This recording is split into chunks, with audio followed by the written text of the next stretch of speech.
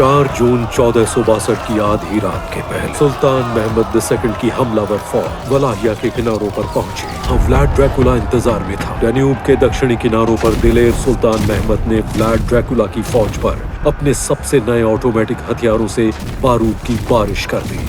पहले महमद की हुकूमत में एक विशाल तोप हुआ करती थी जिसने कॉन्स्टेंटिनोपल की लड़ाई में बड़ी अहम भूमिका निभाई थी। शहर की दीवारों को गिराने के लिए ऐसी विशाल तोप की जरूरत भी थी। कॉन्स्टेंटिनोपल की लड़ाई के बाद जंग की टेक्नोलॉजी में बहुत बड़ा बदलाव आया। अब ऑटोमन्स ने गन पाउडर की बदौलत अपनी पैदल सेना की ताकत को देखते ही देखते और ज्यादा बढ़ा दिया था।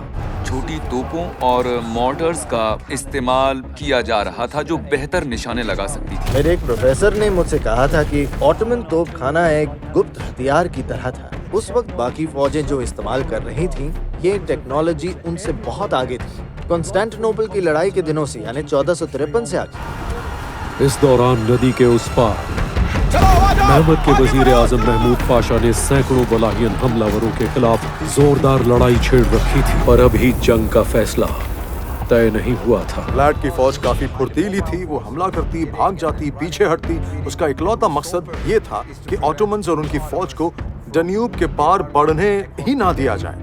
जब भी किसी फौज को नदी पार करनी होती है तो वो अपनी सबसे कमजोर हालत में होती है। व्लाड जानता था कि फौज का बड़ा हिस्सा डैन्यूब को कब पार करेगा, जिसमें जान माल का बहुत नुकसान हुआ। ऑटोमन्स डैन्यूब के किनारों पर पहुंचे तो उन पर जोरदार हमला हुआ, पर वो पीछे नहीं हटे। उन्होंने इंतजार किया, वो डरे नहीं, मुकाबला किया। उन्हें पता था कि पीछे उनका बहुत ही काबिल तोपखाना हमला करने के लिए आ रहा है। 2 घंटों में व्लाड ने अपनी सेना को जुटाकर दोबारा हमला शुरू किया। उसने महमद की तोपों का असर खत्म करने की ठान रखी थी। ऑटोमन को हालात काबू करने में थोड़ा वक्त लग गया। महमूद पाशा का जोरदार हमला और ऑटोमन तोपखाने की लगातार गोलाबारी व्लाड ड्रैकुला की फौज पर कहर बरपा रही थी। ये एक सख्त दुश्मन पर महमद का जोरदार हथौड़ा था। मध्य युग के आखिर की 120 तोपों ने बहुत जोरदार तबाही मचाई थी। व्लाड की हालत खराब कर दी। कुछ घंटों की लड़ाई के बाद जानिसारी और ऑटोमन फौज के तोपखाने ने वलेहियंस को पीछे खदेड़ा और उसके बाद भगा दिया। वो जंग में टिक नहीं पाए क्योंकि ऑटोमन्स हर घंटे एक नई टुकड़ी पे टुकड़ी उतार रहे थे। ये खुदकुशी थी। आखिरकार महमूद पाशा की ताकतवर टुकड़ियों ने सुल्तान के कहे मुताबिक दुश्मन को खदेड़ा और उसके इलाके में अपनी मजबूत चौकी कायम कर ली ताकि ऑटोमन फौजें नदी पार कर सकें। सुबह तक जंग खत्म हो गई थी। महमद की चालाकी भरी योजना और तोपों ने जीत हासिल की। अब हजारों ऑटोमन फौजी वलाहिया के किनारों पर टिके थे। जब डैन्यूब पर अगले दिन का सूरज उगा तो सुल्तान के हमले का अगला चरण शुरू हुआ। ऑटोमन तोपखाने के पहले हमले ने व्लाड ड्रैकुला के दांत खट्टे कर दिए थे। उसकी फौज गांव में भाग खड़ी हुई थी। महमद की फौज के पास सबसे शानदार गोला बारूद था। उनकी तादाद भी ज्यादा थी और इसीलिए वो जीत सके, पर इसकी कीमत चुकानी पड़ी। वो तकरीबन हार के मोड़ से वापस आए थे और इस लड़ाई में महमद के कुछ निजी जांबाज अपनी जान गंवा बैठे। व्लाड के खिलाफ महमद की उस मुहिम की अधिकतर जानकारी हमें मिली ऑटोमन सेना की जांबाज टुकड़ी जानिसारी के एक सिपाही से। कॉन्स्टेंटिन मिहाइलोविच ने लिखा है कि जब जानिसारियों ने उस लड़ाई को जीत लिया तो सुल्तान ने उनकी टुकड़ी को 30,000 सोने की अशर्फियां दी, सब में बांटने के लिए। एक सुल्तान के तौर पर महमद दिलदारी दिखा रहा था, पर इस सिक्के का एक और पहलू दुश्मन के सिपाही देख रहे थे कि इस सुल्तान के पास बेहिसाब दौलत है और अब सोच में पड़ गए कि उन्हें जंग में किसका साथ देना चाहिए। जाहिर है आप और मैं भी ऐसा ही सोचते। इससे पता चलता है कि जंग में दिखाई गई दरियादिली भी वो काम कर जाती है जो खौफनाक बेरहमी नहीं कर पाती।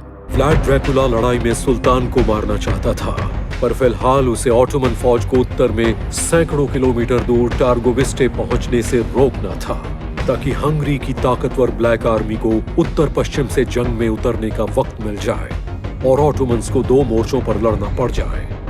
वही ब्लैक आर्मी जिसने 6 साल पहले बेलग्रेड की लड़ाई में महमद को घायल किया और वो मरते मरते बचा था। हंगरी का राजा ईसाइयत की लड़ाई छेड़े हुए था। उसके पिता एक काबिल फौजी थे और वो कई बार ऑटोमन्स को लड़ाई में हरा चुके थे। ईसाइयत की लड़ाई का परचम लहराकर वो असल में व्लाड को ऑटोमन सुल्तान के खिलाफ मजबूत बनाना चाहता था। देखिए, हंगरी की फौज बहुत खूंखार थी। अगर कभी ऑटोमन और हंगेरियन फौज की सीधी लड़ाई छिड़ जाती तो पक्का दोनों तरफ बहुत सारे फौजी मारे जाते और इस जंग में खर्च भी बहुत ज्यादा होता। मेहमत की फौज घायल फौजियों की देखभाल कर रही थी। उन्हें आगे टारगोविस्टे का मुश्किल सफर तय करना था, पर हमले के लिए वक्त कम था क्योंकि अफवाहें थीं कि हंगरी की फौज व्लाड की मदद के लिए आ रही है। ऑटोमन खेमे में किसी वलाहियन जासूस की मौजूदगी की भी अफवाहें थीं। दोनों भाइयों के बीच रिश्ता कैसा था ये तो कहना मुश्किल है। व्लाड एक बागी था, उसे हंगेरियंस की बात नहीं माननी थी, ऑटोमन्स की भी उसे अपनी मनमर्जी करनी थी। राडू ने ऑटोमन के साथ वफादारी निभाने की कोशिश की क्योंकि उसकी परवरिश और ट्रेनिंग एक जागीर मुल्क पर हुकूमत करने के लिए की गई थी और उसे वही सब करना था जो तुर्क उससे चाहते थे। हो सकता है कि उसे ऑटोमन लोगों के तौर तरीके ज्यादा पसंद हो, या उसे पता होगा कि शाही खानदानों में छोटे भाई का क्या होता है। कामयाबी में, संघर्ष में वो हमेशा मारे जाते हैं। मेहमत अपनी फौज को उत्तर की तरफ ले जा रहा था। उसकी मंजिल थी वलाहियन राजधानी टारगोविस्टे, पर व्लाड ड्रैकुला वहां नहीं था जिसे वो तबाह करने आया था। पर कहीं और ये अफवाहें जोरों पर थीं कि मेहमत के खिलाफ लड़ने के लिए व्लाड के पास हंगेरियन फौज पहुंचने वाली है। ऑटोमन फौज कई दिन तक कीचड़ और राख में चलती गई। व्लाड का कहीं नामोनिशान नहीं था। व्लाड ड्रैकुला जैसे गायब ही हो गया था। वो अपने ताकतवर दुश्मन से आमने सामने की लड़ाई से बच रहा था, पर जाते जाते उसने वलाहियन गांवों में खौफनाक तबाही मचा दी। वो वलाहियन जंगल में थे, वहाँ दलदल था।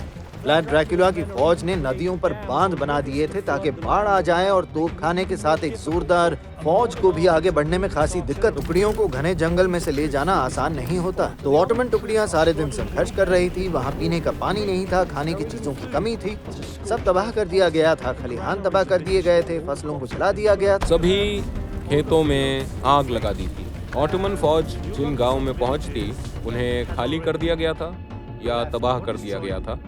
कोई पानी भी नहीं पी सकता था क्योंकि यहाँ से जाने से पहले वलेहियंस ने नदियों में और कुओं में मरे हुए जानवरों की सड़ती हुई लाशें फेंक दी थी। वलेहियंस के पास बहुत सारे सुअर थे, तो वो उन्हें काटकर उनके टुकड़े पानी में फेंक देते। कोई भी मुस्लिम फौजी उसे नहीं पी सकता। व्लाड उस काम में माहिर था जो मेहमत और उसके पुरखों ने काफी सूझबूझ से किया था। हमला करो, भाग जाओ, घुड़सवारों के जरिए छोटी लड़ाई लड़ो।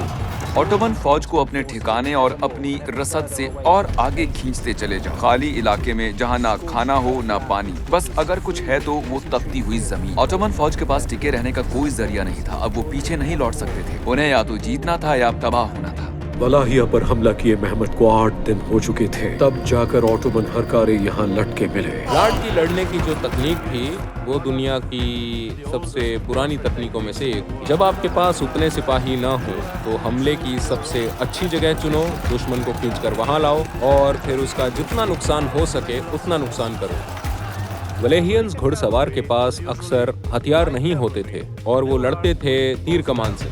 वो ऑटोमन फौज की बड़ी टुकड़ियों पर छोटे छोटे हमले करते थे और दुश्मन को हमेशा हैरत में डालते थे। मान लीजिए कि 50 वलेहियन घुड़सवार एक ऑटोमन टुकड़ी पर हमला करते हैं और इस हमले में कम से कम 50 ऑटोमन सिपाहियों को मार गिराते हैं, तो अगले 10-15 सेकंड में 50 और ऑटोमन सिपाही मारे जा सकते हैं। तो ये तकनीक थी। हमला 1 मिनट से ज्यादा का नहीं होता था, पर इसमें नुकसान काफी किया जाता था। मुझे लगता है कि मंगोल बहुत ही खूंखार लोग थे। उन्होंने खोपड़ियों का ढेर लगा दिया था, पर व्लाड ने भी बहुत खौफनाक बेरहमी की। व्लाड माहिर था मनोवैज्ञानिक लड़ाई का। वो जानता था कि वो क्या कर रहा है। वो जानता था कि उसकी लड़ाई किसके साथ। वलेहिया के उसके दरबार में जिस तरह का इतिहास सुनाया जाता था, वो सिर्फ उतना ही नहीं जानता था, वो ऑटोमन लोगों की दास्तान भी जानता था। उसे ये पता था कि उन्हें किस बात का फख्र या वो किस बात से डरते हैं। मेहमत के खिलाफ लड़ाई की सारी रणनीति वो ये सब कुछ ध्यान में रखकर बना रहा था। 14 साल बाद मेहमत वलाहिया में व्लाड ड्रैकुला का पीछा कर रहा है, जबकि शाही महल में भी नए खौफ का साया पसर रहा है और ऑटोमन खेमे में भी। खबरदार! खबरदार!